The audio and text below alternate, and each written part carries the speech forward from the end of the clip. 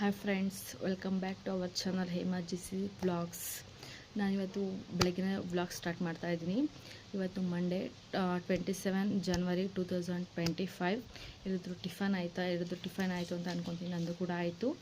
ಮತ್ತು ಎಲ್ಲರೂ ಹೇಗಿದ್ದೀರಾ? ಎಲ್ಲರೂ ಚೆನ್ನಾಗಿದ್ದೀರಾ? ನಾನು ಕೂಡ ಚೆನ್ನಾಗಿದ್ದೀನಿ. ಇವತ್ತು ನನ್ನ ವ್ಲಾಗ್ಸಲ್ಲಿ ಒಂದು ವಿಡಿಯೋ ಮಾಡಬೇಕು ಅಂತ ಅನ್ನಿಸ್ತು. ಏನಕ್ಕೆ ಅಂತಂದರೆ, ಮೈಕ್ರೋ ಫೈನಾನ್ಸ್ ಅಂದರೆ ಏನು, ಯಾರು ತೊಗೊಳ್ಬೇಕು, ಯಾವ ಥರ ಸಾಲ ಕಟ್ಟಬೇಕು ಅಥವಾ ಯಾವ ಥರ ಸಾಲ ತೊಗೋಬೇಕು ಅನ್ನೋದನ್ನು ನನ್ನ ವಿಡಿಯೋದಲ್ಲಿ ನಾನು ತಿಳಿಸ್ಕೊಡ್ತಾಯಿನಿ. ಈಗ ನನಗೆ ಗೊತ್ತಿರೋ ಅಷ್ಟೇ. ಇವಾಗ ಎಲ್ಲ ಸಿಚುವೇಷನಲ್ಲೂ ಮೈಕ್ರೋ ಫೈನಾನ್ಸ್ ಅವ್ರನ್ನೇ ದೂರ್ತಾ ಇದ್ದಾರೆ. ಅಂದರೆ ಅವರು ಸಾಲ ಕೊಡೋದೇ ದೊಡ್ಡ ತಪ್ಪು. ಏನಕ್ಕೆ ಅವ್ರು ಏನಕ್ಕೆ ಸಾಲ ಕೊಟ್ಟರು, ನಾವೇನಕ್ಕೆ ಯೂಸ್ ಮಾಡ್ಕೊಂಡ್ವಿ ಅನ್ನೋದನ್ನು ಫಸ್ಟ್ ತಿಳ್ಕೊಬೇಕು. ಎಕ್ಸಾಂಪಲ್, ಇವಾಗ 1 ಲಕ್ಷ ಸಾಲ ಕೊಡ್ತಾರೆ, ಯಾವುದೇ ಫೈನಾನ್ಸ್ ಆಗಿರ್ಬೋದು. ಆ 1 ಲಕ್ಷ ಸಾಲ ನಾವು ತೊಗೋಬೇಕಾದ್ರೆ ಏನಂತ ಹೇಳ್ತೀವಿ ಅವ್ರಿಗೆ, ಅವ್ರು ನಮಗೆ ಕೇಳ್ತಾರೆ, ಏನಕ್ಕೆ ಲೋನ್ ತೊಗೊತಾ ಇದ್ದೀರಾ ನೀವು, ಏನು ಬಿಸ್ನೆಸ್ ಮಾಡೋದಕ್ಕೆ ಅಂತ ಹೇಳ್ಬಿಟ್ಟು. ಅಗ್ರಿಕಲ್ಚರ್ ಅಂತ ಹೇಳಿದ್ರೆ ಅವ್ರು ಹೇಳ್ತಾರೆ ನಮಗೆ, ನೀವು ಇವಾಗ 1 ಲಕ್ಷ ತೊಗೊಂಡು ಯಾವುದಾದ್ರು ಬೆಳೆ ಬೆಳಿತೀರಾ, ಆ ಬೆಳೆಯಲ್ಲಿ ಲಾಸ್ ಆಯಿತು ಅಂತಂದರೆ ನಿಮಗೆ ಸಾಲನ ಮರುಪಾವತಿ ಮಾಡಲು ಕಷ್ಟ ಆಗುತ್ತೆ. ನೀವು ಹಸು ತೊಗೊಂಡು ಹಾಲು ಕರೆದು ಡೈರಿಗೆ ಹಾಕಿ ಅದರಲ್ಲಿರೋ ಬರೋ ದುಡ್ಡಲ್ಲಿ ನಮ್ಮದು ಸಾಲನೂ ತೀರುತ್ತೆ ಮತ್ತು ನಿಮಗೆ ಮನೆಗೂ ಹೆಲ್ಪ್ ಆಗುತ್ತೆ ಅಂತ ಅವರೇ ಸ್ವತಃ ಹೇಳ್ತಾರೆ. ಎಲ್ಲ ಫೈನಾನ್ಸವರು ಹೇಳ್ತಾರೆ, ಆಯಿತಾ. ನಾವು ಅದನ್ನು ಬಿಟ್ಬಿಟ್ಟು 1 ಲಕ್ಷ ಲೋನ್ ಕೊಡ್ತಾರಲ್ವಾ ಇರು ಅಂತ ಹೇಳ್ಬಿಟ್ಟು ಅವ್ರ ಹತ್ರ ನಾವೇನಂತ ಹೇಳ್ತೀವಿ, ಸರ್ ನಾವು ಹಸುನೇ ತೊಗೊತೀವಿ ಸರ್, ನಮ್ಮಲ್ಲಿ ಆಲ್ರೆಡಿ 2 ಹಸು ಇದೆ, ಇನ್ನೊಂದು 2 ತೊಗೊಬಿಡ್ತೀವಿ ಸರ್, ಚೆನ್ನಾಗಿ ದುಡ್ಡು ಬರುತ್ತೆ ಡೈರಿನಲ್ಲಿ ಅಂತ ಹೇಳ್ಬಿಟ್ಟು ಬರೆಸ್ಬಿಟ್ಟು ಲೋನ್ ತೊಗೊತೀವಿ, ಆಯಿತಾ. ನಾವು ಅದನ್ನು ಏನು ಮಾಡ್ತೀವಿ, ಲೋನ್ ಬಂದ ಅಮೌಂಟ್ ದುಡ್ಡನ್ನು ಕೆಲವ್ರು ಮಾಡೋದು 75% ಮೆಂಬರ್ಸ್ ಮಾಡೋದೇನು, ಹಸು ತೊಗೊಳಕ್ಕೆ ದುಡ್ಡು ಕೊಟ್ಟಿರೋದನ್ನ ಹಸುನ ಯಾವುದೇ ಕಾರಣಕ್ಕೂ ತೊಗೊಂಡಿರಲ್ಲ. ಅವರು ಒಡವೆ ತೊಗೊಳಕ್ಕಾಗಿರ್ಬೋದು, ಅಥವಾ ಅವ್ರ ಮನೆ ಏನಾದ್ರು ಮದುವೆ ಫಂಕ್ಷನ್ಸ್ಗಾಗಿರ್ಬೋದು, ಅಥವಾ ಹಾಸ್ಪಿಟಲ್ಸ್ ಖರ್ಚಿಗಾಗಿರ್ಬೋದು, ಅವರಿಗೆ ಆ ಸಿಚುವೇಷನಲ್ಲಿ ಏನು ಪ್ರಾಬ್ಲಮ್ ಇರುತ್ತೋ ಅದಕ್ಕೆ ಯೂಸ್ ಮಾಡ್ಕೊತಾರೆ, ಆಯಿತಾ. ಆವಾಗ ಏನಾಗುತ್ತೆ, ಆ 1 ಲಕ್ಷಕ್ಕೆ ದುಡ್ಡು ಬಡ್ಡಿ ಕಟ್ಟಲೇಬೇಕು. ಮಂತ್ಲಿ ಇರೋರು ಮಂತ್ಲಿ ಕಟ್ಟಬೇಕು, 15 ದಿನಕ್ಕೊಮ್ಮೆ ಇರೋರು 15 ದಿನಕ್ಕೊಮ್ಮೆ ಕಟ್ಟಬೇಕು, ವಾರಕ್ಕೊಮ್ಮೆ ಇರೋರು ವಾರಕ್ಕೊಮ್ಮೆ ದುಡ್ಡು ಕಟ್ಟಲೇಬೇಕು. ಆವಾಗ ಯಾರಿಗೆ ಕಷ್ಟ ಆಗೋದು, ಯಾರು ಲೋನ್ ತೊಗೊಂಡಿರ್ತಾರೆ ಅವರಿಗೆ ತಾನೇ ಕಷ್ಟ ಆಗೋದು. ಇವಾಗ ಏನಂತ ಹೇಳ್ತಾರೆ, ಅವ್ರು ಲೋನ್ ಕೊಟ್ಟರು, ನಾವು ತೊಗೊಂಡ್ವಿ, ನಾವು ಯಾವಾಗ ಕಟ್ತೀವಿ ಅವಾಗ ಅವ್ರು ಇಸ್ಕೋಬೇಕು ನಮ್ಮ ಹತ್ರ ಲೋನ್ ಅಂತ ಹೇಳ್ತಾರೆ. ಅವ್ರಿಗೆ ಕನಸ ಬಿದ್ದಿರುತ್ತೆ ನೀವು ಈ ಥರ ಮಾಡ್ತೀರಾ ಅಂತ ಹೇಳ್ಬಿಟ್ಟು. ಅವ್ರು ನಮಗೇನಕ್ಕೆ ಲೋನ್ ಕೊಡ್ತಾರೆ, ಅವ್ರದ್ರಲ್ಲೂ ಸ್ವಾರ್ಥ ಇದ್ದೇ ಇರುತ್ತೆ. ಯಾಕೆಂದರೆ ಅವ್ರ ಕೆಲಸನೇ ಲೋನ್ ಕೊಡೋದು. ಇವಾಗ ಹಿಂಗೂ ಹೇಳ್ತಾರೆ ಜನ, ಅವರೇ ಬಂದಿದ್ರು ನಮ್ಮ ಮನೆ ಬಾಗಿಲಿಗೆ ಹುಡಿಕೊಂಡು ಲೋನ್ ಕೊಡ್ತೀವಿ ಲೋನ್ ತಗೊಳ್ಳಿ ಅಂತ ಹೇಳ್ಬಿಟ್ಟು. ನಿಮ್ಮೂರಲ್ಲಿ ಬೇಜಾನ್ ಏನಾರು ಮಾರೋದಕ್ಕೆ ಅಂತ ಬಂದಿರ್ತಾರೆ, ಮನೆ ವಸ್ತುಗಳಾಗಿರ್ಬೋದು, ಏನಾರು ಒಂದು ಐಟಮ್ಸ್ ಮಾರೋದಕ್ಕೆ ಅಂತ ಬಂದಿರ್ತಾರೆ. ಅವ್ರು ರೋಡಲ್ಲಿ ಕೂತ್ಕೊಂಡು ಹೋಗ್ತಾರೆ. ನಮ್ಮ ಮೈಕ್ರೋ ಫೈನಾನ್ಸರ್ ಕೂತ್ಕೊಂಡು ಹೋಗಲ್ಲ, ಅಷ್ಟೇ ವ್ಯತ್ಯಾಸ. ಇವರು ಸ್ವಲ್ಪ ಮನೆ ಹತ್ರಕ್ಕೆ ಬಂದು ಯಾರು ಲೋನ್ ತೊಗೊಳ್ಳೋರಿದ್ರೆ ತೊಗೊಳ್ಳಿ ಅಂತ ಹೇಳ್ತಾರೆ. ಅಥವಾ ಎಲ್ಲರೂ ಸ್ತ್ರೀಶಕ್ತಿ ಸಂಘಗಳು ನಡೀತಾ ಇದ್ದರೆ, ಈ ಮಹಿಳೆಯರ ಗುಂಪು ಇದ್ದಲ್ಲಿ ಹೋಗ್ಬಿಟ್ಟು ಮಾತಾಡಿಸ್ಬಿಟ್ಟು ಕೇಳ್ತಾರೆ, ನಾವು ಲೋನ್ ಕೊಡ್ತೀವಿ, ಈ ಥರ ಇಷ್ಟು ಬಡ್ಡಿ ಇರುತ್ತೆ, ತೊಗೊಳ್ಳೋದಿದ್ರೆ ತೊಗೊಳ್ಳಿ ಅಂತ ಹೇಳ್ಬಿಟ್ಟು. ನಾವೇನು ಮಾಡ್ತೀವಿ, ಈಗ ವ್ಯಾಪಾರಕ್ಕೆ ಅಂತ ಮಾರಕ್ಕೆ ಬಂದಿರೋದ್ರ ನಮ್ಗೆ ಇಷ್ಟ ಆದರೆ ಮಾತ್ರ ನಾವು ತೊಗೊತೀವಿ ದುಡ್ಡು ಕೊಟ್ಟು ಆ ವಸ್ತುನ. ಇಲ್ಲಾಂದರೆ ಏನು ಮಾಡ್ತೀವಿ, ನಮ್ಮ ಹತ್ರ ಇದೆ ಆಲ್ರೆಡಿ, ಬೇಡ, ಅಥವಾ ನಮ್ಗೆ ಇವಾಗ ದುಡ್ಡಿಲ್ಲ ತೊಗೊಳೋದಕ್ಕೆ ಅಂತ ಹೇಳ್ತೀವಿ ಕಾಮನ್ನಾಗಿ. ಬಟ್ ಅದೇ ಮೈಕ್ರೋ ಫೈನಾನ್ಸರ್ ಬಂದರೆ ಈ ಜನಗಳು ಏನು ಮಾಡ್ತಾರೆ ಅಂತ ಅಂದರೆ, ಇವರೇ ಮುಗಿಬಿದ್ದು ಹೋಗ್ಬಿಡ್ತಾರೆ. ಅಯ್ಯೋ ಇಷ್ಟು ಪರ್ಸೆಂಟ್ ಅವ್ರು ಹೇಳಿರ್ತಾರೆ ಸ್ಟಾರ್ಟಿಂಗಲ್ಲಿ, ಇಷ್ಟು % ಬಡ್ಡಿ ಇರುತ್ತೆ ಅಂತ. ಬಟ್ ಆದರೂ ಕೇಳಿರಲ್ಲ. ಹೆಂಗೆ ಅಂತಂದರೆ, ಒಂದು 5 ಜನ ಹೆಂಗಸ್ರು ಗುಂಪಿರುತ್ತೆ, ಅಲ್ಲಿ ಯಾರು ಮೈಕ್ರೋ ಫೈನಾನ್ಸ್ ಅವ್ರು ಬಂದರು, ನಾವು ಬಡ್ಡಿಗೆ ದುಡ್ಡು ಕೊಡ್ತೀವಿ, ನೀವು 15 ಒಮ್ಮೆ ಕಟ್ಬೋದು, ತಿಂಗಳಿಗೊಮ್ಮೆ ಕಟ್ಬೋದು, ಇಲ್ಲ ವಾರಕ್ಕೂ ಕಟ್ಬೋದು ಅಂತ ಹೇಳ್ಬಿಟ್ಟು. ಆವಾಗ ಏನು ಮಾಡ್ತಾರೆ ಇವರು, 5 ಜನ ಗುಂಪಲ್ಲಿ ಇರ್ತಾರಲ್ವ, ಅವರು ತಗೊಬಿಡ್ತಾರೆ ಎಲ್ಲರೂ ಮಾತಾಡ್ಕೊಂಡು.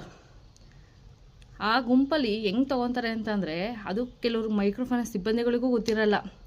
ಯಾವ ಥರ ಅಂತಂದರೆ, ಅಲ್ಲಿ ಒಬ್ಬರೇ ದುಡ್ಡು ತೊಗೊಳ್ಳೋದು 5 ಜನ ದುಡ್ಡನ್ನ, ಬಟ್ ID ಪ್ರೂಫ್ಸ್ ಕೊಡೋದು 5 ಜನದ್ದು ಕೊಡ್ತಾರೆ. ಅವಾಗ ಏನಾಗುತ್ತೆ, ಸಾಲ ಕಟ್ಟೋದಕ್ಕಾಗುತ್ತಾ? ಅವರೊಬ್ಬರೇ ಅವ್ರ ಮನೇಲಿ ಯಾರು ತೊಗೊಂಡಿರ್ತಾರೋ ಅವ್ರ ಮನೇಲಿ 2 ಅಥವಾ 3 ಜನ ದುಡಿತಾ ಇರ್ತಾರೆ ಅಂದ್ಕೊಳ್ಳಿ. ಅಷ್ಟು ದುಡ್ದು ಎಷ್ಟು ಸಾಲ ಕಟ್ಬೋದು? 5 ಜನ ದುಡ್ಡು ಎಷ್ಟಾಯ್ತಲ್ಲಿ? ಫಸ್ಟ್ನೇ ಕಂತು ನಮಗೇನೋ ಒಂದು 50,000 ಕೊಟ್ಟರು ಎಷ್ಟು ಕಂತಾಗುತ್ತೆ ಹೇಳಿ, ಯೋಚನೆ ಮಾಡಿ. ತಪ್ಪು ಯಾರ್ದು? ತಪ್ಪು ಮಾಡ್ಕೊಳ್ಳೋದೇ ನಾವು. ಇವಾಗ ನಾವು ದೂಷಿಸ್ತಾ ಇರೋದು ಯಾರನ್ನ? ಮೈಕ್ರೋ ಫೈನಾನ್ಸ್ ಅವ್ರನ್ನ. ಅವ್ರು ಹೇಳಿರ್ತಾರಾ, ನಾನು ನಿಮಗೆ ಕಿರುಕುಳ ಕೊಟ್ಟು ನಾವು ವಸೂಲಿ ಮಾಡ್ತೀವಿ ಅಂತ ಹೇಳ್ಬಿಟ್ಟು. ಅದು ನಮಗೆ ಗೊತ್ತಿರುತ್ತೆ, ಅವ್ರು ಟಾರ್ಚರ್ ಕೊಟ್ಟೇ ದುಡ್ಡು ಇಸ್ಕೊಂಡು ಹೋಗೋದು ಅಂತವ. ಗೊತ್ತಿದ್ದು ನಾವೇನು ಮಾಡ್ತೀವಿ, ಸಾಲ ತೊಗೊತೀವಿ. ಅದೇ ನಾವು ಸಾಲ ತೊಗೊಂಡಿದ್ದ ದುಡ್ಡನ್ನು ಹಸು ತೊಗೊಳಕ್ಕೆ ಅಂತ ತೊಗೊಂಡಿದ್ದನ್ನು ಹಸುನೇ ತೊಗೊಂಡು ನಾವು ಹಸುವಿಂದ ಏನು ಆದಾಯ ಬರುತ್ತೋ ಅದರಲ್ಲಿ ನಮ್ಮ ಜೀವನನೂ ಮಾಡ್ಬೋದು, ಪ್ಲಸ್ ಸಾಲನೂ ತೀರಿಸ್ಬೋದು ಅಲ್ವಾ. ಅದು ಬಿಟ್ಬಿಟ್ಟು ನಾವು ಏನೇನೋ ಮಾಡ್ಕೊಳಕ್ಕೆ ಹೋದರೆ ಅಲ್ಲಿ ಲಾಸ್ ಯಾರಿಗಾಯಿತು? 1 ಲಕ್ಷನೂ ಲಾಸು, ಅದು ಬೇರೆದಕ್ಕೆ ಯೂಸ್ ಮಾಡಿದ್ರೆ ಅದೂ ಲಾಸು. ಮತ್ತು ಸಂಘ ಕಟ್ಟೋದು ಎಲ್ಲಿಂದ ಬಂತು? ಬನ್ನಿ ಇವಾಗ ಸ್ಟಾರ್ಟ್ ಮಾಡೋಣ. ಮೈಕ್ರೋ ಫೈನಾನ್ಸ್ ಅಂದರೆ ಏನು? ಮೈಕ್ರೋ ಫೈನಾನ್ಸ್ ಅಂದರೆ ಸೂಕ್ಷ್ಮ ಮತ್ತು ಕಿರು ಸಾಲ ನೀಡೋದು ಅಂತ, ಆಯಿತಾ. ಏನು ಒಂದು 2 ಲಕ್ಷದವರೆಗೂ ಒಬ್ಬ ಮನುಷ್ಯನಿಗೆ ಲೋನ್ ಕೊಡೋದು ಇರುತ್ತೆ, ಅಷ್ಟೇ ರೂಲ್ಸು ಮೈಕ್ರೋ ಫೈನಾನ್ಸಲ್ಲಿ. ನಮ್ಮ ಜನ ಏನು ಮಾಡ್ತಾರೆ ಗೊತ್ತಾ? ಆ 2 ಲಕ್ಷ ಒಬ್ಬರ ಹೆಸರಲ್ಲೇ ತೊಗೊಳಲ್ಲ, ಅವ್ರ ಹೆಸರಲ್ಲಿ ಅವ್ರ ಐ ಡಿ ಪ್ರೂಫ್ ಕೊಟ್ಟು 2 ಲಕ್ಷ ತೊಗೊಂಡ್ರೆ ಆರಾಮಾಗಿ ಕಟ್ಕೊಂಡು ಹೋಗ್ಬೋದು ತಿಂಗಳ. ಅದನ್ನು ಬಿಟ್ಬಿಟ್ಟು ಬರೋರ ಹೆಸರಲ್ಲೆಲ್ಲ ದುಡ್ಡು ತೊಗೊತಾರೆ, ಕಟ್ಟೋಕ್ಕಾಗಲ್ಲ, ತುಂಬ ಕಷ್ಟ ಆಗುತ್ತೆ. ಅವಾಗ ಏನು ಮಾಡ್ಕೊತಾರೆ? ಸೂಸೈಡ್ ಮಾಡ್ಕೊಳ್ಳೋದು. ಮತ್ತು ಯಾರು ಒಂದು ಊರಲ್ಲಿ ಒಬ್ಬರು ಸೂಸೈಡ್ ಮಾಡ್ಕೊಂಡು ಏನಾದ್ರು ಮಾಡ್ಕೊಂಡು ಸತ್ತೋಗ್ಬಿಟ್ರೆ ಮುಗೀತು, ಅದನ್ನೇ ಹಬ್ಬಿಸ್ಬಿಡ್ತಾರೆ. ಹೆಂಗೆ ಈಗ ಅವ್ರು ಸಂಘದವ್ರು ಬಂದು ಕಿರುಕುಳ ಕೊಟ್ಟರು, ಅದಕ್ಕೆ ಅವ್ರು ಸತ್ತೋದ್ರು ಅಂತ. ತಪ್ಪು ಮಾಡ್ಕೊಂಡಿದ್ದು ಯಾರು? ಅವರೇ ಅಲ್ಲಿ. ಏನಕ್ಕೆ ಅಂತಂದರೆ ನಮಗೆ ಅವಶ್ಯಕತೆ ಎಷ್ಟಿರುತ್ತೆ ಅಷ್ಟನ್ನು ಮಾತ್ರ ನಾವು ಸಾಲ ಮಾಡಬೇಕು, ಅವಶ್ಯಕತೆ ಮೀರಿ ನಾವು ಸಾಲ ಮಾಡೋಕ್ಕೆ ಹೋಗ್ಬಾರ್ದು. ಫಸ್ಟ್ ಆಫ್ ಆಲ್ ಹೆಂಗೆ ಅಂತಂದರೆ ನಾವಿವಾಗ ಒಂದು ಯಾವ್ದಾರು ಒಂದು ಸಂಘಕ್ಕೆ ಸೇರ್ಕೊಂಡಿರ್ತೀವಿ. ಇವಾಗೇನು ಬೇಜಾನ್ ಇದ್ದಾವೆ ಫೈನಾನ್ಸ್ಗಳು. ನಾವು ಎಲ್ಲ ಫೈನಾನ್ಸಲ್ಲೂ ಸಾಲನ ತಗೊಳಕ್ಕೆ ಹೋಗಬಾರ್ದು. ಫಸ್ಟ್ ಆಫ್ ಆಲು ನಮಗೆ ಅವಶ್ಯಕತೆ ಎಷ್ಟಿರುತ್ತೆ? ಒಂದು 4 ಫೈನಾನ್ಸಲ್ಲಿ 50,000 ಸಾವಿರ ಅಂದ್ರೂ 2 ಲಕ್ಷ ಅಲ್ಲಾಗೆ ಹೋಗುತ್ತೆ, ಆಯಿತಾ. ನಿಮಗೆ ಹಂಗೂ ತಗೋಬೋದು, ಇಲ್ಲ ಅಂತಂದರೆ ಅದರ ಒಂದು ಫೈನಾನ್ಸಲ್ಲೂ ತಗೋಬೋದು. ಅದನ್ನು ಬಿಟ್ಬಿಟ್ಟು ನಾನು ತುಂಬ ಜನ ನೋಡಿದ್ದೀನಿ, ಒಬ್ಬರು ಹೆಚ್ಚು ಕಡಿಮೆ ಎಷ್ಟು ಫೈನಾನ್ಸ್ ಇದ್ದಾವೆ ಅಷ್ಟು ಫೈನಾನ್ಸಲ್ಲೂ ಸಾಲ ತೊಗೊಂಡಿರ್ತಾರೆ. ಬರೀ 20,000 30,000 50,000 ಈ ಥರ, ಆಯಿತಾ. ಅದಲ್ದಲ್ಲೇ ಅವ್ರ ಅಮ್ಮ, ಅವ್ರ ಅತ್ತೆ, ಅವ್ರ ನಾದಿನಿರು ಬೇರೆ ಅವ್ರು ಎಲ್ಲೋ ಇರ್ತಾರೆ, ಅವ್ರ ಹೆಸರೆಲ್ಲರೂ ಲೋನ್ ತೊಗೊಂಡಿರ್ತಾರೆ. ನಮ್ಮ ಫೈನಾನ್ಸ್ ಅವ್ರಿಗೇನು ಒಟ್ಟಿನಲ್ಲಿ ಏನು ಲೋನ್ ಹೋದರೆ ಸಾಕು ಅಷ್ಟೇ. ಲೋನ್ ಕೊಟ್ವಾ, ಅವತ್ತಿನ ಟಾರ್ಗೆಟ್ ಏನು ಅದನ್ನು ಮಾಡಬೇಕು. ಇಲ್ಲಿ ಫೈನಾನ್ಸ್ ಅವ್ರದ್ದು ತಪ್ಪಿರುತ್ತೆ, ಆಯಿತಾ. ಅವತ್ತಿನ ಟಾರ್ಗೆಟ್ಗೋಸ್ಕರ ಸಿಕ್ತವ್ರಿಗೆ ಲೋನ್ ಕೊಡೋಕ್ಕೆ ಹೋಗಬಾರ್ದು ಫಸ್ಟು, ಆಯಿತಾ. ಆಮೇಲೆ ನಮ್ಮ ಜನಗಳು ಅಷ್ಟೇ, ಯಾರ್ಯಾರು ಬರ್ತಾರೆ ಇವಾಗ ಒಂದು ಸಂಘದಲ್ಲಿ ಲೋನ್ ತೊಗೊಂಡಿರ್ತಾರೆ, ತೊಗೊಂಡು ಇನ್ನೂ ಒಂದು ವಾರನೂ ಆಗಿರಲ್ಲ, ಇನ್ನೊಂದು ಯಾವುದೋ ಸಂಘದವ್ರು ಬಂದುಬಿಡ್ತಾರೆ. ಮತ್ತು ಬಿಡು ಅಲ್ಲಿ ಒಂದು ವಾರಕ್ಕೆ ಒಂದು 50,000 ತೊಗೊಂಡು 650 ರೂಪಾಯಿ ಕಟ್ತಾಯಿದ್ದೀನಿ, ಇಲ್ಲೊಂದು 50,000 ತೊಗೊಂಡು 650, 1,200 ರೂಪಾಯಿ ಕಟ್ಬೋದಲ್ಲ ಅಂತ ಹಿಂಗೆ ಯೋಚನೆ ಮಾಡ್ಕೊಂಡವರು ಒಂದು 4 ಫೈನಾನ್ಸಲ್ಲಿ ಬಿಟ್ಬಿಟ್ಟು ಮತ್ತೆ ಇನ್ನೂ ತಿರ್ಗಿ ಒಂದು 8-10 ಫೈನಾನ್ಸಲ್ಲಿ ಸಂಘದಲ್ಲಿ ಸಾಲ ಮಾಡ್ಕೊಂಡಿರ್ತಾರೆ. ಈ ಥರ ಎಲ್ಲ ಮಾಡೋಕ್ಕೆ ಹೋಗಬಾರ್ದು. ಏಕೆಂದರೆ ಅದು ನಮಗೆ ಕಷ್ಟ ಅನಿಸೋದು. ಎಷ್ಟು ದುಡಿಯೋದಕ್ಕೆ ಅಂತ ಎಷ್ಟಾಗುತ್ತೆ? ತಿಂಗಳ ಪೂರ್ತಿ ದುಡಿದ್ರೂ ಬರೀ ಫೈನಾನ್ಸ್ದವ್ರಿಗೆ ದುಡ್ಡು ಕಟ್ಟೋದಕ್ಕೆ ಆಗುತ್ತಾ? ಆಗಲ್ಲ. ಅದಕ್ಕೆ ಯಾರ್ಯಾರು ಬರ್ತಾರೆ ಮನೆ ಹತ್ರ, ಅಥವಾ ನೀವು ಎಲ್ಲೆಲ್ಲಿ ಕಟ್ತೀರ, ನೀವು ಯಾರ್ಯಾರು ಸಂಘ ಸೇರ್ಕೊತೀರಾ, ಸಂಘ ಕೊಡ್ತೀವಿ, ಲೋನ್ ಕೊಡ್ತೀವಿ, ಅಷ್ಟು ಕೊಡ್ತೀವಿ ಇಷ್ಟು ಕೊಡ್ತೀವಿ ಅಂತ ಹೇಳಿದಾಗೆಲ್ಲವ ನಾವು ಹೋಗಿ ಸೇರ್ಕೊಳ್ಳೋಕೆ ಹೋಗಬಾರ್ದು. ನಮ್ಗೆ ಎಷ್ಟು ಅವಶ್ಯಕತೆ ಇರುತ್ತೋ ಅಷ್ಟು ಮಾತ್ರ ಇದು ಮಾಡಬೇಕು, ಆಯಿತಾ. ಅಲ್ಲಿ ಕೆಲಸ ಮಾಡ್ತಾ ಇರ್ತಾರಲ್ವ ಅವ್ರ ಮೇಲೂ ಕೂಡ ಒಂದು ಮಾತು ಏನಂತ, ಅವ್ರು ಯಾರು ಲೋನ್ ಕೇಳಕ್ಕೆ ಬಂದರೆ ಅವ್ರನ್ನ ಹೊಡೆದು ಕಳಿಸ್ಬಿಡಿ ಅಂತ. ಏಕೆಂದರೆ ಅವರಿಗೆ ಅವಶ್ಯಕತೆ ಇರುತ್ತೆ ಜಾಬಿಂದು, ಆಯಿತಾ. ಇವಾಗ ಎಷ್ಟೋ ಜನ ಡಿಪ್ಲೊಮೊ ಇಂಜಿನಿಯರಿಂಗ್ ಮಾಡಿರೋರು, ಸೊ ಡಬಲ್ ಡಿಗ್ರಿ ಮಾಡಿರೋಂಥವ್ರೇ ಮೈಕ್ರೋ ಫೈನಾನ್ಸಲ್ಲಿ ವರ್ಕ್ ಮಾಡ್ತಾಯಿದ್ದಾರೆ. ಯಾಕೆ? ನಮ್ಮ ದೇಶದಲ್ಲಿ ಅವ್ರಿಗೆ ಏನು ಜಾಬ್ ಸಿಗ್ತಾ ಇಲ್ಲ. ಯಾವ ಜಾಬ್ ಸಿಗುತ್ತೋ ಅದಕ್ಕೆ ಹೋಗಬೇಕು, ಕೆಲಸ ಮಾಡಬೇಕು, ತನ್ನ ಫ್ಯಾಮಿಲಿ ಏನಿದೆಯೋ ಅವ್ರನ್ನ ನೋಡ್ಕೊಳ್ಳೇಬೇಕು. ಹಂಗಾಗಿ ಅವರು ಅದಕ್ಕೆ ಹೋಗೋದು. ನೀವು ಅವ್ರ ಮೇಲೆ ದಬ್ಬಾಳಿಕೆ ಮಾಡೋದಲ್ಲ, ಗೌರ್ಮೆಂಟ್ ಮೇಲೇ ಕೇಳಬೇಕು. ನೀವು ಬ್ಯಾಂಕ್ಗಳಲ್ಲಿ ಲೋನ್ ಕೊಡಿಸಿ, ನಾವು ಹೋಗಲ್ಲ ಮೈಕ್ರೋ ಫೈನಾನ್ಸ್ ಸವಾಸಕ್ಕೆ. ಬ್ಯಾಂಕ್ಗಳಲ್ಲಿ ಲೋನ್ ಕೊಡ್ತಾರಾ? 5,000 10,000 50,000 ನೋವೇ ಕೊಡಲ್ಲ. ನಮ್ಮ ಒಡವೆನ ಹಡವಿಟ್ಟು ದುಡ್ಡು ತೊಗೊತೀವಿ ಅಂದ್ರೂ ಒಂದು 10 ಗ್ರಾಮ್ಸ್ ಮೇಲೆ ಒಡವೆ ಹಡ ಇಟ್ಟು ತೊಗೊತೀವಿ ಅಂತ ಅಂದರೆ ಕಂಪಲ್ಸರಿ ಪಹಣಿ ಕೊಡಬೇಕು. ಜಮೀನು ಇಲ್ದಲ್ಲೇ ಇರೋರು ಪಹಣಿನ ಎಲ್ಲಿಂದ ಉತ್ಪತ್ತಿ ಮಾಡ್ತಾರೆ ಅಲ್ವಾ? ಹಂಗಾಗಿ ನಾವೇನು ಮಾಡಬೇಕು, ನಮ್ಗೆ ಎಷ್ಟು ಅವಶ್ಯಕತೆ ಇದೆಯೋ ಅಷ್ಟು ಮಾತ್ರ ನಾವು ಸಾಲ ಮಾಡ್ಕೋಬೇಕು. ನಾನು ನೋಡ್ದಂಗೆ ಇವಾಗ ಎಲ್ಲರೂ ಮನೆ ಮೇಲೆ ಲೋನ್ ತೊಗೊತಾ ಇದ್ದಾರೆ. ಲೋನ್ ಕಟ್ಟೋಕ್ಕಾಗ್ದಲೇ ಸೂಸೈಡ್ ಮಾಡ್ಕೊತಾ ಇದ್ದಾರಲ್ವಾ. ಫಸ್ಟ್ ಆಫ್ ಆಲ್ ಮನೆ ಮೇಲೆ ಲೋನ್ ಏನಕ್ಕೆ ತೊಗೋಬೇಕು? ಫಸ್ಟ್ ಕ್ವಶನ್ ಏನಕ್ಕೆ ಅಂತಂದರೆ, ನಮಗೆ ಆಧಾರ ಇರೋದು ಒಂದೇ ಮನೆ ಮೇಲೆ ಶ್ರೀಮಂತರೆಲ್ಲ ಲೋನ್ ತೊಗೊತಾರೆ, ಬಟ್ ಅವ್ರ ಹತ್ರ ಆದಾಯ ಬರ್ತಾ ಇರುತ್ತೆ, ಕಟ್ತಾರೆ. ಮಿಡಲ್ ಕ್ಲಾಸ್ ನಮ್ಮಂಥವ್ರು ಏನು ಮಾಡ್ತೀವಿ ಅಂತಂದರೆ, ನಮಗೆ ಆದಾಯ ಬರ್ತಾ ಇರಲ್ಲ ಹೊರಗಡೆಯಿಂದ, ನಾವು ದುಡಿಬೇಕು, ನಾವು ತಿನ್ನಬೇಕು ಅಂತ ಪರಿಸ್ಥಿತಿ ಇದ್ದಾಗ ನಾವು ಮನೆ ಮೇಲೆ ಲೋನ್ ತೊಗೊಳಕ್ಕೆ ಹೋಗಬಾರ್ದು ಆ್ಯಕ್ಚುಲಾಗಿ ಹೇಳಬೇಕು ಅಂತಂದರೆ. ಯಾಕಂದರೆ ಇವಾಗ ಮನೆ ಮೇಲೂ ಲೋನ್ ತೊಗೊಂಡಿರ್ತಾರೆ, ಆಯಿತಾ. ಯಾವುದೋ ಒಂದು ಬ್ಯಾಂಕ್ ಅಥವಾ ಫೈನಾನ್ಸಲ್ಲೇ ಮನೆ ಮೇಲೆ ಲೋನ್ ತೊಗೊಂಡಿರ್ತಾರೆ. ಮತ್ತೆ ತಿರ್ಗಾ ಅವರು ಬೇರೆ ಸಂಘಗಳಲ್ಲೂ ಸ್ತ್ರೀ ಶಕ್ತಿ ಸಂಘ ಇರ್ಬೋದು, ಧರ್ಮಸ್ಥಳ ಸಂಘ ಆಗಿರ್ಬೋದು, ಅದರಲ್ಲೂ ಲೋನ್ ತೊಗೊತಾರೆ. ಮನೆ ಮೇಲೆ ಫೈನಾನ್ಸಲ್ಲಿ ಲೋನ್ ತೊಗೊಂಡ್ರೆ ಅವ್ರಿಗೆ ಅಲ್ಲಿ ತೋರಿಸುತ್ತೆ ಸಿಬಿಲ್ ಸ್ಕೋರಲ್ಲಿ, ಏನು ಇವ್ರದ್ದು ಆಲ್ರೆಡಿ ಇಷ್ಟು ಲಕ್ಷ ಲೋನ್ ಇದೆ, ಲೋನ್ ಕೊಡ್ಬೋದಾ ಇವರಿಗೆ ಇಲ್ವಾ ಅನ್ನೋದನ್ನು. ಬಟ್ ಇವ್ರು ಏನು ಮಾಡ್ತಾರೆ ಅಂದರೆ, ಇವ್ರ ಹೆಸರಲ್ಲಿ ಮನೆ ಮೇಲೆ ಲೋನ್ ತೊಗೊಂಡಿರ್ತಾರೆ, ಬೇರೆಯವ್ರ ಹೆಸರಲ್ಲಿ ಬೇರೆ ಬೇರೆ ಫೈನಾನ್ಸ್ಗಳಲ್ಲಿ ಸಂಘಗಳಲ್ಲಿ ಲೋನ್ ತೊಗೊತಾರೆ. ಆವಾಗ ಜಾಸ್ತಿ ಅಂದರೆ ತುಂಬ ಕಷ್ಟ ಆಗುತ್ತೆ ಮಂತ್ಲಿ EMI ಕಟ್ಟೋದು. ಏಕೆ ಅಂದರೆ ಇವ್ರಿಗೆ ಎಷ್ಟೇ ಕೆಲ್ಸಕ್ಕೆ ಹೋದ್ರೂ ಒಂದು ತಿಂಗ್ಳಿಗೆ 15,000 ಸಂಬಳ ದುಡಿಬೋದು. ಕೂಲಿ ಕೆಲ್ಸಕ್ಕೆ ಹೋದ್ರೂ ಒಂದು ತಿಂಗಳಿಗೆ 15,000 ಹೋಗಿ ಒಬ್ಬ ವ್ಯಕ್ತಿ ತಿಂಗಳಿಗೆ ಕಟ್ಟಬೇಕಾಗಿರೋದೇ 12,000 ಕಟ್ಟೋದಕ್ಕಾಗೋದು ಕೆಪಾಸಿಟಿ ಇರೋದು ಮೈಕ್ರೋ ಫೈನಾನ್ಸಲ್ಲಿ ಲೋನ್ಗೆ. ಇವ್ರು ಏನು ಮಾಡ್ತಾರೆ, ಗಂಡ ಹೆಂಡತಿ ಇಬ್ಬರಿಂದ 30,000 ದುಡಿದ್ರೂ 12,000ಕ್ಕಿಂತ ಜಾಸ್ತಿ ಲೋನ್ ಕಟ್ತಾ ಇರ್ತಾರೆ. ಅಲ್ಲಿ ಉಳ್ಕೊಳ್ಳೋದ್ರಲ್ಲಿ ಮತ್ತೆ ಬಡ್ಡಿಗೆ ಬಡ್ಡಿ ಸಾಲ ಮಾಡ್ತಾರೆ. ಇದರಿಂದ ಏನು ಮಾಡಬೇಕು, ಮನೆ ಮೇಲೆ ಲೋನ್ ತಗೊಳಕ್ಕೆ ಹೋಗಬಾರ್ದು ಆಯಿತಾ. ಲೋನ್ ತೊಗೊಂಡ್ರು ನಾವು ಅದನ್ನ ಒಂದು ಒಳ್ಳೆ ರೀತಿಯಲ್ಲಿ ಉಪಯೋಗಿಸ್ಕೋಬೇಕು. ಏನು ಮಾಡ್ತಾರೆ ಅಂತಂದರೆ, ಮನೆ ಮೇಲೂ 5ರಿಂದ 10 ಲಕ್ಷ 15 ಲಕ್ಷ ಲೋನ್ ತಗೊಬಿಡ್ತಾರೆ. ಆ ಸೈಟ್ ಮೇಲೆ ಲೋನ್ ತೊಗೊತಾರೆ, ಮನೆ ಕಟ್ತಾರೆ. ಮನೆ ಮೇಲೆ ಲೋನ್ ತೊಗೊತಾರೆ, ಇನ್ನೆಲ್ಲ ಒಂದು ಕಡೆ ಸೈಟ್ ತೊಗೊತಾರೆ ಆಯಿತಾ. ನಾವು ಆದಾಯ ಬರೋ ಅಂಥದಕ್ಕೆ ಹಾಕಬೇಕು. ಇವಾಗ ಯಾವುದಾದ್ರು ಒಂದು ಅಂಗಡಿ ಬಿಸ್ನೆಸ್ ಮಾಡ್ತೀರಾ, ಆದಾಯ ಬರುತ್ತೆ ಆಯಿತಾ. ಹಸುಗಳು ತೊಗೊತೀರಾ, ಆದಾಯ ಬರುತ್ತೆ. ಅಥವಾ ಏನಾದ್ರು ರೇಷ್ಮೆ ಸಾಗಾಣಿಕೆ, ಕುರಿ ಸಾಗಾಣಿಕೆ, ಈ ಥರ ಏನಾದ್ರು ಲೋನ್ ತೊಗೊಂಡು ಮಾಡ್ತೀರಾ, ಆದಾಯ ಬರುತ್ತೆ. ಅದಕ್ಕೆ ಬಿಟ್ಬಿಟ್ಟು ನೀವು 5 ಲಕ್ಷ 10 ಲಕ್ಷ ಲೋನ್ ತೊಗೊಬಿಟ್ಟು ನಾನು ಮದುವೆ ಮಾಡಿದೆ, ನಾನು ಒಡವೆ ತೊಗೊಂಡೆ ಅಂತ ಹೋದರೆ ಸೂಸೈಡ್ ಮಾಡ್ಕೊಂಡು ಸಾಯೋದು ನಾವೇ ಆಗ್ತೀವಿ.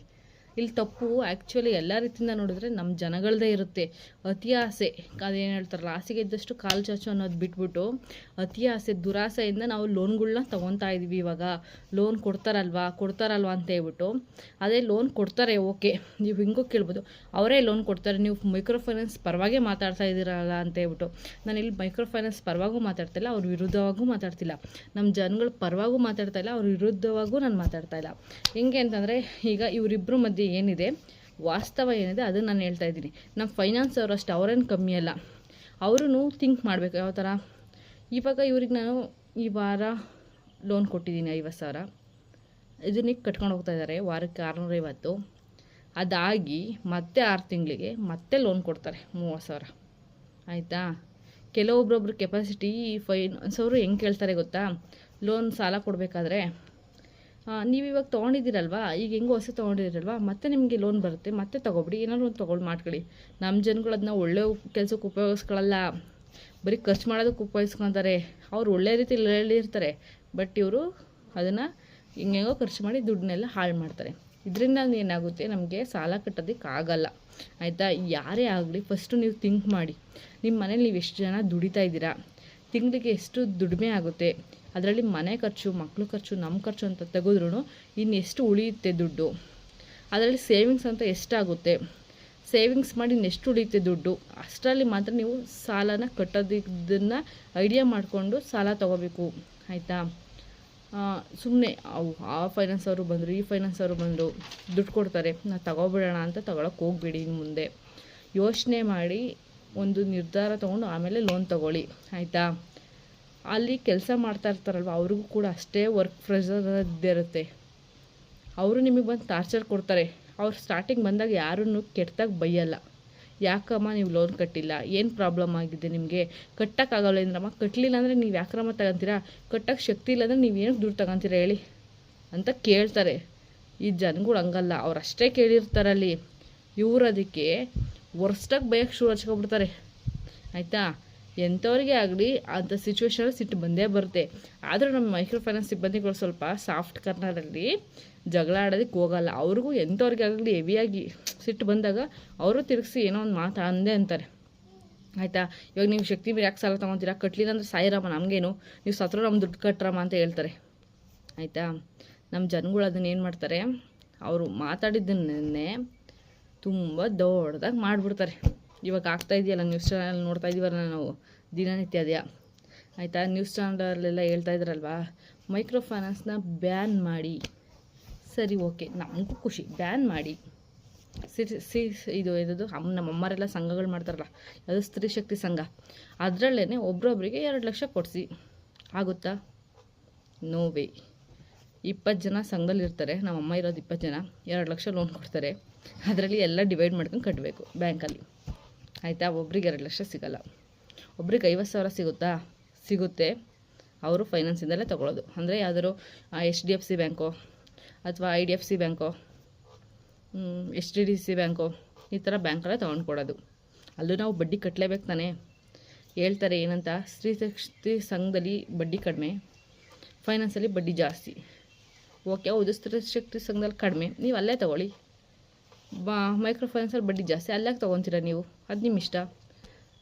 ಅಂದರೆ ಇಲ್ಲಿ ಜನಗಳಿಗೇನು ಗೊತ್ತಾ, ಬಡ್ಡಿ ಎಲ್ಲಿ ಕಡಿಮೆ ಇದೆ ಅನ್ನೋದು ನೋಡ್ತಾರೆ ಅಂತ ತಿಳ್ಕೊಳಕ್ಕೆ ಹೋಗಬೇಡಿ ನೀವು. ಬಡ್ಡಿ ಎಲ್ಲಿ ಕಡಿಮೆ ಇದೆ ಅನ್ನೋದು ನೋಡಲ್ಲ, ಎಲ್ಲಿ ಜಾಸ್ತಿ ದುಡ್ಡು ಕೊಡ್ತಾರೆ ಅನ್ನೋದು ನೋಡ್ತಾರೆ ನಮ್ಮ ಜನ. ಅದು ನಮ್ಮ ಜನ ಮಾಡೋದು ದೊಡ್ಡ ತಪ್ಪು. ಅಂದರೆ ಬಡ್ಡಿ ಎಲ್ಲೇ ಕಡಿಮೆ ಇದೆ ಅಲ್ಲಿ ತೊಗೊತೀವಿ ಅಂದರೆ ಅವ್ರು ಸ್ತ್ರೀಶಕ್ತಿ ಸಂಘಕ್ಕೆ ಹೋಯ್ತಾರೆ. ಜಾಸ್ತಿ ಎಲ್ಲಿ ಹಣ ನಮಗೆ ಕೊಡ್ತಾರೆ ಲೋನ್ ಅಂತಂದರೆ ಮೈಕ್ರೋ ಫೈನಾನ್ಸ್ಗೆ ಹೋಗ್ತಾರೆ. ಇಷ್ಟೆಲ್ಲ ಆದ್ರೂ ನಾವು ಸ್ವಲ್ಪ ಏನು ಅಂತಂದರೆ ಅನಾವಶ್ಯಕವಾಗಿ ನಾವು ಲೋನ್ನ ತೊಗೊಂಡು ಮೈ ಮೇಲೆ ಹೇಳ್ಕೊತಾ ಇದ್ದೀವಿ, ಲೋನ್ ಕೊಡ್ತಾರಲ್ವ ಅಂತ. ಮೈಕ್ರೋ ಫೈನಾನ್ಸ್ ಅವರು ಅಲ್ಲಿಗೆ ಸ್ಟಾಪ್ ಮಾಡಿಬಿಡ್ಬೇಕು. ಈ ವರ್ಷದಲ್ಲಿ ನಿಮಗೆ ಎಷ್ಟು ಒಂದೊಂದು ಸಂಘಗಳಲ್ಲಿ ಮೈಕ್ರೋ ಫೈನಾನ್ಸಲ್ಲಿ ಒಂದು ಲೋನು, ಮತ್ತೆ 6 ತಿಂಗಳಾದ್ಮೇಲೆ ಮತ್ತೊಂದು ಲೋನು, ಮತ್ತೆ ಒಂದು ಲೋನ್ ಕೊಡ್ತಾರೆ ಅವ್ರಿಗೆ ಹೆಲ್ಪ್ ಆಗಲಿ ಅಂತ. ನಮ್ಮ ಜನ ಅದನ್ನೇ ದುರುಪಯೋಗ ಪಡಿಸ್ಕೊಬಿಡ್ತಾರೆ. ಅವರು ಸರ್, ನಾನು ನೋಡಿದೆ ಮೊನ್ನೆ ನ್ಯೂಸ್ ಚಾನಲಲ್ಲಿ, ಅವರು 6 ತಿಂಗಳಿಗೊಂದು ಲೋನ್ ಕೊಡ್ತಾರೆ ಸರ್. ನಾವು ಬೇಡ ಅಂದರೂ ಕೊಡ್ತಾರೆ ಸರ್. ಏನು ಮಾಡೋಣ ಸರ್, ನಾವು ತಗೊತೀವಿ ಸರ್. ಕಟ್ಟೋಕ್ಕಾಗಲ್ಲ, ನೀವು ಯಾವಾಗ ಬೇಕಾವಾಗ ಬರ್ತೀರಾ, ನಾವು ಹೆಂಗೆ ಕಟ್ಟೋದು? ಬೆಳಗ್ಗೆ 6 ಗಂಟೆಗೆ ಬರ್ತೀರಾ ಸರ್ ಮನೆ ಬಾಗಿಲಿಗೆ ನೀವು? ನಾವು ಕಟ್ಟೋಕ್ಕಾಗಲ್ಲ ಸರ್, ನೀವು 6 ಗಂಟೆಗೆ ಬಂದರೆ. ಸರಿ, 6 ಗಂಟೆಗೆ ಬರ್ದಲ್ಲೇ 7 ಗಂಟೆಗೆ ಬರದೆ 8 ಗಂಟೆಗೆ ಬಂದರೆ ಮಧ್ಯಾಹ್ನ 10 ಗಂಟೆ ಮೇಲೆ ಬಂದರೆ ನೀವು ಇರ್ತೀರಾ ಮನೇಲಿ? ಹಳ್ಳಿ ಸೈಡ್ ಯಾರೂ ಇರಲ್ಲ, ಟೌನಲ್ಲಂತೂ ಈಗ ಕೇಳಲೇಬೇಡಿ.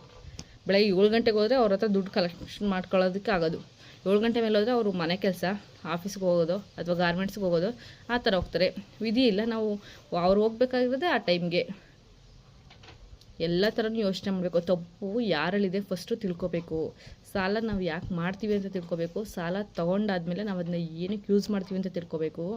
ಸಾಲ ತೊಗೊಂಡು ನಾವು ಆದಾಯ ಬರೋ ಅಂಥದಕ್ಕೆ ನಾವು ಯೂಸ್ ಮಾಡ್ಕೋಬೇಕು. ಅದು ಬಿಟ್ಬಿಟ್ಟು ಮನೆ ಮೇಲೆ ಲೋನು ತಗೊಳ್ಳೋದು, ಮೋಜು ಮಸ್ತಿ ಮಾಡೋದು, ಮದುವೆ ಮಾಡೋದು, ಮಗಳು ಪಾಪು ನಾಮಕರಣ ಮಾಡೋದಂತೆ ಅಂತ ಮಾಡ್ಕೊಂಡು ಹೋದರೆ ಜೀವನ ತುಂಬ ಕಷ್ಟ ಆಗುತ್ತೆ. ಎಲ್ಲರೂ ಅರ್ಥ ಮಾಡ್ಕೊಳ್ಳಿ. ಇಲ್ಲಿ ನಾನು ಯಾರ ಪರ ವಿರೋಧ ನಾನು ಮಾತಾಡ್ತಾ ಇಲ್ಲ. ಮೈಕ್ರೋ ಫೈನಾನ್ಸಿಂದ ಎಲ್ರಿಗೂ ತುಂಬ ಹೆಲ್ಪ್ ಆಗಿದೆ. ಅದನ್ನು ನಿಮ್ಮ ಮನಸ್ಸಾಕ್ಷಿ ನೀವೇ ಕೇಳ್ಕೊಳ್ಳಿ. ಯಾರ್ಯಾರು ಲೋನ್ ತೊಗೊಳ್ತಾ ಇದ್ದೀರಾ ಇವಾಗ, ಅವರಿಗೆಲ್ಲ ತುಂಬ ಹೆಲ್ಪ್ ಆಗಿದೆ. ಯಾರು ತಮ್ಮ ಹೆಸರಲ್ಲೂ ಲೋನ್ ತೊಗೊಂಡು ಬೇರೆಯವ್ರ ಹೆಸರುಗಳಲ್ಲೂ ನೀವು ಲೋನ್ ತೊಗೊಂಡಿದ್ದೀರಲ್ವಾ, ಅವ್ರಿಗಷ್ಟೇ ಕಷ್ಟ ಆಗಿರೋದು. ಒಬ್ಬರೊಬ್ರು ಅವ್ರವ್ರ ಹೆಸರಲ್ಲಿ ಮಾತ್ರ ಅವ್ರು ಲೋನ್ ತೊಗೊಂಡು ಯಾರು ನಿಯತ್ತಾಗಿ ಕಟ್ಕೊಂಡು ಹೋಗ್ತಾ ಇದ್ದಾರಲ್ಲ, ಅವ್ರಿಗೆ ತುಂಬ ಹೆಮ್ಮೆ ಇದೆ. ನಾನು ಮೈಕ್ರೋ ಫೈನಾನ್ಸಲ್ಲಿ ಲೋನ್ ತೊಗೊಂಡಿದ್ದೀನಿ, ನನಗೆ ಕಷ್ಟಕ್ಕಾಗಿದೆ ಅಂತ ಹೇಳ್ಬಿಟ್ಟು. ಸಿಕ್ತವ್ರ ಹೆಸರಲ್ಲೆಲ್ಲ ಲೋನ್ ತಗೊಳಕ್ಕೆ ಹೋಗ್ಬೇಡಿ. ಕೊಡೋರು ಅಷ್ಟೇ, ಅವರಿಗೆ ಗೊತ್ತಾಗೇ ಆಗುತ್ತೆ ಇವ್ರ ಹೆಸರಲ್ಲಿ ಲೋನ್ ತೊಗೊತಾ ಇದ್ದಾರೆ ಅಂತ. ಆವಾಗ ಸ್ಟಾಪ್ ಮಾಡಿ, ಆಯಿತಾ? ನಿಮಗೆ ಇಲ್ಲಿ ಜನ ಅಲ್ಲಾಂದರೆ ಬೇರೆ ಊರಲ್ಲಿ ಜನ ಸಿಗ್ತಾರೆ ಮೈಕ್ರೋ ಫೈನಾನ್ಸ್ ಅವ್ರಿಗೆ, ಆಯಿತಾ? ಇಲ್ಲ ಅವರೇ ಹುಡುಕೊಂಬಂದು ಲೋನ್ ತೊಗೊತಾರೆ ಅವಶ್ಯಕತೆ ಇದ್ದರೆ. ನೀವು ಆದಷ್ಟು ನಿಮ್ಮ ಸಾಲದಲ್ಲಿ, ಅಂದರೆ ನಿಮ್ಮ ಹೆಸರಲ್ಲಿ ನೀವೇ ಸಾಲ ತೊಗೊಳ್ಳಿ. ಬೇರೆಯವರ ಹೆಸರಲ್ಲಿ ಸಾಲ ತಗೊಳಕ್ಕೆ ಹೋಗ್ಬೇಡಿ. ಇದು ನಮ್ಮ ಮೈ ಮೇಲೆ ಬೀಳುತ್ತೆ, ತುಂಬ ಕಷ್ಟ ಆಗುತ್ತೆ ಕಟ್ಟೋದಕ್ಕೆ. ಒಬ್ರಿಬ್ಬರು ಮನೇಲಿರ್ತೀರ, ಆಯಿತಾ? ಇಷ್ಟು ಹೇಳ್ತಾ ನಾನು ಇವತ್ತಿನ ಈ ವಿಡಿಯೋ ಮುಗಿಸ್ತಾ ಇದ್ದೀನಿ. ಇದಕ್ಕೆ ಯಾರೆಲ್ಲ ಒಳ್ಳೊಳ್ಳೆ ಕಮೆಂಟ್ಗಳಾಗ್ತಿರೋ ನಂಗೆ ಗೊತ್ತಿಲ್ಲ. ಯಾರ್ಯಾರೆಲ್ಲ ಬ್ಯಾಡ್ ಕಮೆಂಟ್ಗಳಾಗ್ತಿರೋ ನನಗಂತೂ ಗೊತ್ತಿಲ್ಲ. ನನಗನ್ಸಿದ್ದನ್ನು ನಾನು ಹೇಳ್ತಾ ಇದ್ದೀನಿ. ಏನಂತಂದರೆ, ನಮ್ಗೆ ಹಾಸಿಗೆ ಇದ್ದಷ್ಟು ಕಾಲು ಚಾಚು. ನಮ್ಮ ಕೈಲಿ ಎಷ್ಟು ಸಾಲ ಕಟ್ಟೋಕ್ಕಾಗುತ್ತೋ ಅಷ್ಟು ಮಾತ್ರ ಸಾಲ ತೊಗೊಳ್ಳಿ. ಮೈಕ್ರೋ ಫೈನಾನ್ಸ್ ಅವ್ರನ್ನೂ ದೂರೋದು ಬೇಡ, ನಮ್ಮ ಜನಗಳನ್ನೂ ದೂರೋದು ಬೇಡ. ಈಗ ಏನು ಮಾತಾಡ್ತಾ ಇದ್ದಾರಲ್ಲ ನ್ಯೂಸ್ ಚಾನಲ್, ಸರ್ಕಾರ, ಇವ್ರು ಯಾರು ಬಂದು ನಿಮಗೆ ಸಾಲ ಕೊಡೋಲ್ಲ. ಇದರ ಮುಖ್ಯವಾಗಿ ಇನ್ನೊಂದು ವಿಷಯ ಅಂತಂದರೆ, ನಮ್ಮ ಜನಗಳಿಗೆ ಸ್ವಲ್ಪ ಎಲೆಕ್ಷನ್ ಟೈಮ್ ಬಂತು ಅಂದರೆ ಮಂಕು ಬಿಡೋದಿರುತ್ತೆ. ಹೆಂಗೆ ಅಂತಂದರೆ, ಸಾಲ ತಗೊಬಿಡೋಣ ಬಿಡು, ಈ ವರ್ಷ ಯಾರು ಲೋನ್ ಕೊಡ್ತಾರೆ ಎಲ್ಲ ಸಾಲ ತಗೊಬಿಡೋಣ. ಈ ವರ್ಷ ಕಾಂಗ್ರೆಸ್ ಸರ್ಕಾರ ಬರ್ತಾರೆ, ಅವರೆಲ್ಲ ಸಾಲ ಮನ್ನಾ ಮಾಡ್ತಾರೆ. JDS ಸರ್ಕಾರ ಬರ್ತಾರೆ, ಅವರೆಲ್ಲ ಸಾಲ ಮನ್ನಾ ಮಾಡ್ತಾರೆ. ಮೋದಿಜಿ ಬರ್ತಾರೆ, ಅವರೆಲ್ಲ ಸಾಲ ಮನ್ನಾ ಮಾಡಿಬಿಡ್ತಾರೆ. ತಗೊಬಿಡೋಣ ಅಂತಲೂ ತಗೊಂತಾರೆ. ಹಳ್ಳಿ ಕಡೆ ಕೇಳ್ತಾರೆ ಅವ್ರು ಕೂಡ, ಏನಂತ, ಸರ್ ಈ ಸಲ ನೀವು ಲೋನ್ ಕೊಟ್ಟಿದ್ರಲ್ಲ, ಈ ಸಲ ನಮ್ಮ ಕಾಂಗ್ರೆಸ್ ಬಂತಲ್ಲ, ಸರ್ಕಾರ ಸಾಲ ಮನ್ನಾ ಮಾಡುತ್ತಲ್ವಾ ಅಂತ ಕೇಳ್ತಾರೆ. ಒಂದನ್ನು ನೀವು ನಿಮ್ಮ ತಲೆಯಲ್ಲಿ ನೆನ್ಪಿಟ್ಕೊಳ್ಳಿ. ಮೈಕ್ರೋ ಫೈನಾನ್ಸಲ್ಲಿ ಯಾವುದೇ ರೀತಿ ಸಣ್ಣ ಸಾಲ ಆಗಿರ್ಬೋದು, ಮನೆ ಸಾಲ ಆಗಿರ್ಬೋದು, 50,000 ಸಾಲ ಆಗಿರ್ಬೋದು, ಲಕ್ಷದಾಗಿರ್ಬೋದು, 10,000 ಆಗಲಿ, 5,000 ಆಗಲಿ, ಯಾರೇ ಕೂಡ ಸಾಲ ಮನ್ನಾ ಮಾಡಲ್ಲ. ಬೈ ಚಾನ್ಸ್ ಯಾರು ತೊಗೊಂಡಿರ್ತಾರಲ್ಲ ಅವ್ರು ಸತ್ತೋದ್ರೆ ಮಾತ್ರ ಸಾಲ ಮನ್ನಾ ಆಗುತ್ತೆ.